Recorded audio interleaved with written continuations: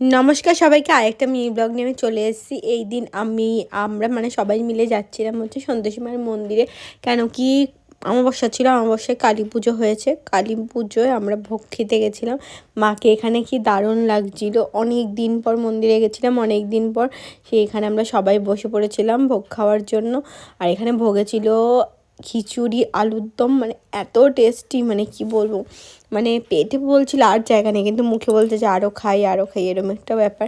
সব সময় এই ভোগটা এত টেস্টি হয়, আমার তো খুবই ফেভারিট, আর আমার মেয়েরও খুবই ফেভারিট। ও হাত দিয়েই, মানে ও খিচুড়িটা খেতে ভালোবাসে, তো ও হাত দিয়েই খিচুড়িটা খায়। আর ওই পাশে বৌদি, সুদেশনাদি, শান, বুকাই সবাই বসে পড়েছিল। এখানে দেখতে পাচ্ছ সুজিতা একা একা খাচ্ছিলো, ইভেন একা একা পায়েসটাও ও খাচ্ছিল, ওর এত ফেভারিট। তো এখানেই শেষ করছি, সবাই ভালো থাকো, সুস্থ থাকো। এইখানেই শেষ করছি, বাই বাই, সবাই ভালো থাকো, সুস্থ থাকো।